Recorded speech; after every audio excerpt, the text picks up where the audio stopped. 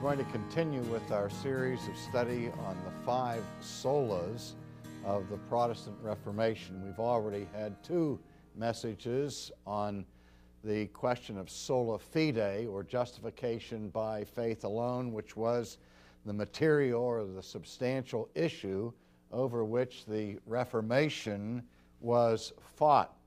And closely related to the doctrine of sola fide is the doctrine of no chalk. So here we found one, the doctrine of sola gratia, or gratia, however you want to pronounce it, which means literally by grace alone. Now, in the Middle Ages, in the Roman Catholic Church, of course, the leading theologian was St. Thomas Aquinas, and the Church since that time has referred to Thomas as the angelic doctor, the doctor angelicus, the doctor of the angels. They have another nickname for the great St. Augustine, who ministered at the end of the 4th century and into the beginning of the 5th century. And Augustine's nickname is Dr. Gratia.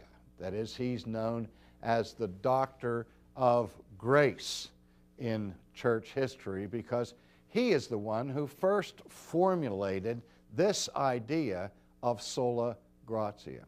And that notion that Augustine articulated was recovered and recaptured in the Reformation by his 2 main disciples of that period, Martin Luther, who was an Augustinian monk at Erfurt before the Reformation began, and from John Calvin, who in all of his writings, apart from his citations, quotations, and allusions to passages from sacred scripture, the single individual from whom Calvin quotes the most in terms of frequency was, of course, Augustine.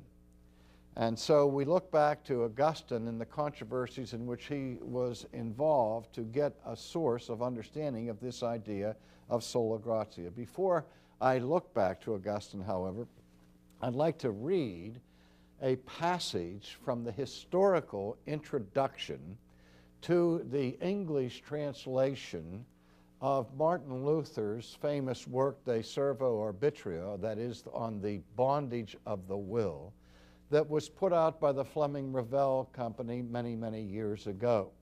This book, which Luther wrote in response to Erasmus of Rotterdam's diatribe, is the volume that Luther himself considered to be his most important work. And the lengthy historical introduction to it was penned jointly by a man by the name of Johnston in collaboration with Dr. J.I. Packer. And it's from that introduction that I'd like to read a brief statement. Packer and Johnston make this assertion, quote, "Justification by faith alone is a truth that needs interpretation. The principle of sola fide is not rightly understood until it is seen as anchored in the broader principle of sola gratia." Now let me interrupt myself at this point. You hear what Packer and Johnston are saying is that you can't really understand the Protestant doctrine of sola fide unless you understand it against the deeper question, against the backdrop of the doctrine of sola gratia. Now when Packer and Johnston make this assertion, they're not making this out of whole cloth, because this is precisely the point that Luther was making in his book against Erasmus, that you haven't really grasped sola fide until or unless you really understand this principle of sola gratia. Let me continue from that historical introduction. What is the source and status of faith? That's the question. Or in other words, where does faith come from? And what is its status? Is it the God-given means whereby the God-given justification is received? Or is it a condition of justification which is left for man to fulfill? Now, do you understand the difference there? Is faith God-given, or is it simply a condition for our justification that God does not provide, but what we must provide in order to be redeemed? So, for example, as I think we will see, two people can both affirm the doctrine of justification by faith alone. One of them says, the faith by which I am justified is a gift from God. The other one says, yes, I'm justified by faith alone, but faith is something that I did. You see the difference? And that's what Packer and Johnson are talking about here. He says, is it a part of God's gift of salvation or man's own contribution to salvation? If our salvation, is our salvation wholly of God, or does it ultimately depend on something that we do for ourselves? Those who say the latter, as the Arminians later did, thereby deny man's utter helplessness in sin and affirm that a form of semi-Pelagianism is true after all. It is no wonder, then, that later Reformed theology condemned Arminianism as being, in principle, a return to Rome, because, in effect, it turned faith into a meritorious work and was a betrayal of the Reformation because it denied the sovereignty of God in saving sinners, which was the deepest religious and theological principle of the Reformers' thought. Arminianism was, in Reformed eyes, a renunciation of New Testament Christianity in favor of New Testament Judaism, for to rely on oneself for faith is no different in principle from relying on oneself for works, and the one is as unchristian and anti-Christian as the other. In the light of what Luther says to Erasmus, there is no doubt that he would have endorsed this judgment. Now let me just say here, when I first read that, I blinked. I said, I can't believe that J.I. Packer and his compatriot would speak so strongly about Arminianism as to say that it is unchristian in this respect and anti-Christian in this respect, when it in fact makes faith a work that we do and becomes the basis in the final analysis of our salvation. Let me try to soften that a little bit, because I believe that Packer, as well as I do, believes that Arminians are Christians and don't belong to the temple of the Antichrist. We differ strenuously on this question that they're debating here, but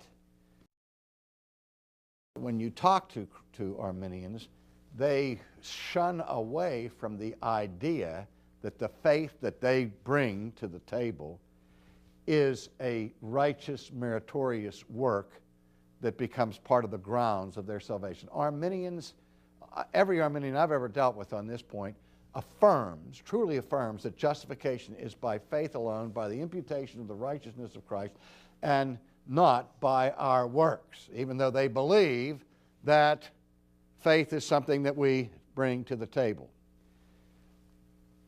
But that's different from saying that they believe that their faith is a good work that is the basis of their salvation. They don't say that. Maybe what these men are saying is, if they were really logically consistent with their situation and with their doctrine, they would have to say that. But we're not always logically consistent, and sometimes we escape heresy by a lucky inconsistency or a happy inconsistency, as the case may be. Also, when they say this idea is as unchristian or anti-Christian as other matters are, I need to soften that. I'm sure that there are ideas in my head, in my theology, that are wrong. And insofar as they're wrong, they're unchristian. And insofar as they're wrong, they are anti-Christian. And I think that's true of all of us, that all of us pick up ideas along the way that are really not compatible with Christian thinking. And in fact, we've been seduced by anti-Christian ideas. I say today that the average concept of free will that most Christians use in their thinking is a pagan notion. They don't embrace paganism. They don't see it as a pagan notion. I'm convinced it is a pagan notion. But it's one thing for me to say you have unchristian elements in your thoughts and saying, therefore, you're not a Christian. See the difference? Now, those elements in your thought may be so unchristian as to make you an unchristian. You may have the unchristian idea that Jesus, you say you're a Christian, but you don't believe in the deity of Christ. If that's the case, I would say that unchristian idea is so significant that it vitiates your profession of faith in Christ altogether. So I hope we have that straight. Now, this whole idea of sola gratia that Packer and others are talking about here is related historically to two other theological issues. We've seen that it's indirectly related to justification. We'll come back to that. But the two major theological concepts by which this phrase, sola gratia, has immediate application are, number one, the doctrine of original sin, because it was in that context that this idea was first affirmed by Augustine, and second of all, the doctrine of election. And so it's original sin and election that are the twin doctrines that are related closely to the idea of sola gratia. So we'll look at that now as we proceed in our study.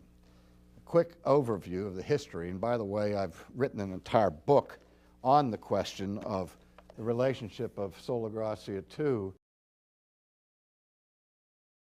our salvation and to the issue of original sin and free will, entitled Willing to Believe, where I go through the whole historical debates on this issue, beginning with Pelagius and Augustine and Cassianus and Luther and the Roman Catholic view and the Arminian view, the dispensational view, Edwards's view, and so on throughout church history. And also deal in another book with sola gratia to some degree, and that's the book called Grace Unknown. That is an overview. It gives us an overview or a compendium of the basic doctrines of historic Reformed theology. I wrote it initially to help people who were trying to answer the question, well, what is this Reformed theology? And so an overview of that is found in Grace Unknown. Well, in any case, let's look first at the historical provocation that led to this phrase in the teaching of Augustine, and it came about in the so-called Pelagian controversy that took place roughly around the turn of the century, from the 4th to the 5th centuries. And it began when Pelagius was a British monk who came to Rome to visit Rome and heard of the reputation of the great Augustine.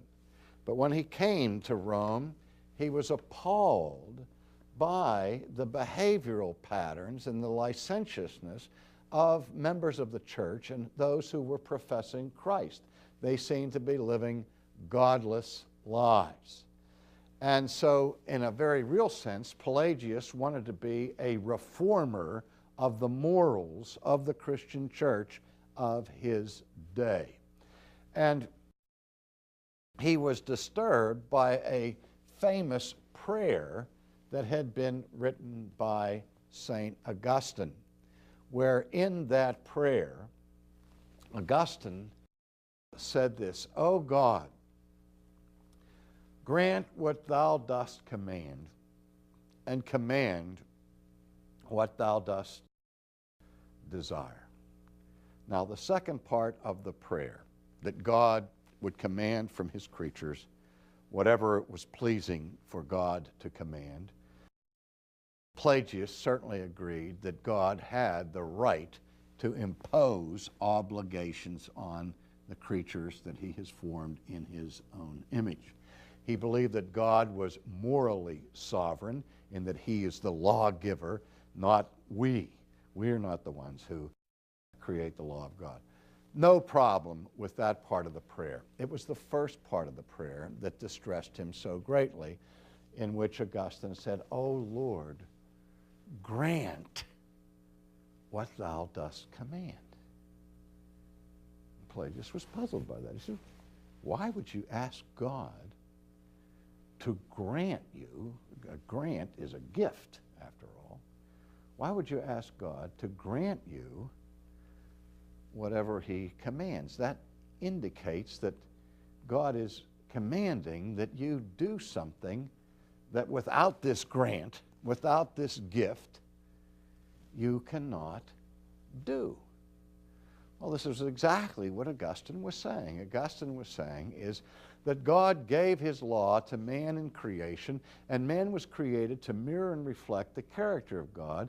God is holy, and we were created with a mandate to be holy, a mandate to be righteous, a mandate to be perfect. But Augustine says, in the fall, man was ruined as he fell into a corrupt status by which it was no longer possible for that human being to obey all of the commands of God. That man was no longer morally able or morally powerful enough to live a perfect life. And so that the only way we could become righteous would be through God's help, through God's gift of grace. So it's one thing to consider man in creation. It's another thing to consider man in his fallen condition. In his created original situation, man could be righteous, according to Augustine. After the fall, because of original sin, man could no longer obey the law of God. Now again, remember that the doctrine of original sin does not refer specifically to the first sin, the original one, the first one that got everybody in trouble.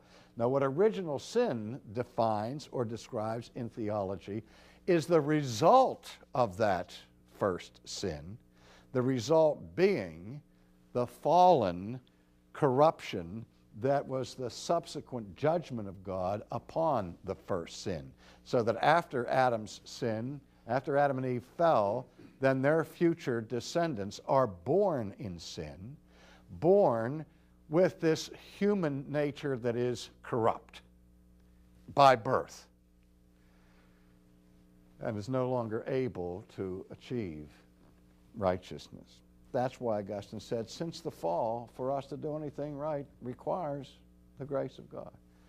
Now this is where Pelagius objected. He said that the sin of Adam affected only Adam. There was no transfer to his progeny of the consequences of this sin. We only sin not because we're born sinners, but we only sin when we imitate what Adam did. That we are those who ape our original father when we sin. But Adam's sin did not do anything to change the constituent nature of humanity. We are born today in the same condition as Adam was when he was first created. So that we have the same abilities, the same powers that Adam had when God first made him. So Pelagius went on to say that we as human beings still have the power to live perfect lives without grace. Now, it's not that he was opposed to grace. He said not only can we theoretically live perfect lives without the grace of God, but there are people, in fact many people, who achieve that and who actually live righteous lives. Now, it's made more difficult because so many people have echoed and imitated Adam by being copycat sinners, as it were, that we now live in a society, an environment where there's so much sin that makes it hard for the person who still has the constituent nature of the original Adam to make it through life without sinning, because there are these negative pressures all around him. But still, the ability is there. The moral ability to perfection remains in the soul and the heart of human beings since Adam. Now, he went on to say that grace helps. He wasn't opposed to grace. His concept was this, that grace facilitates living a righteous life. And of course, the word facilitate means to make easier. But grace, Pelagius insisted, is not necessary for a person to be righteous. So that was the issue, and that provoked so much of Augustine's insightful teaching on the fall of man and on the doctrine of election or of predestination. Now, as a result of this conflict, the church of that time roundly and soundly condemned Pelagius as a heretic and completely rejected Pelagian theology, not only in the 5th century, but again in the first 3 canons of the Council of Trent in the 16th century. The church reaffirmed its judgment against Pelagianism. And in fact, in the 5th century, the church ruled in favor of St. Augustine vis-a-vis Pelagius. And the principal idea of Augustine can be summarized with these words: moral inability. Namely, that the fall was so radical and so corrupt, sin so invaded our humanity, that we are born in a state that the Bible describes in terms of being in a state of spiritual death or in bondage to sin, and saying that we are morally impotent to do the things of God. Augustine said there can be an outward conformity to the law of God from unconverted people and unregenerate people, what Calvin would later call civic righteousness or civic virtue. There are still parents that have a natural love for their children and so on, but there is no inclination or desire of the human heart for the things of God, because the heart of fallen humanity is now a heart of stone. And in that heart, it only has wicked desires continually. And Augustine said, even after conversion, that our best works, even with the assistance of divine grace, are splendid vices, because sin is so damaging that it attaches itself to us even after conversion until we are glorified by God in heaven. And so Augustine is saying, without God's doing the work, we are powerless to do spiritual good. Now, that was the issue then.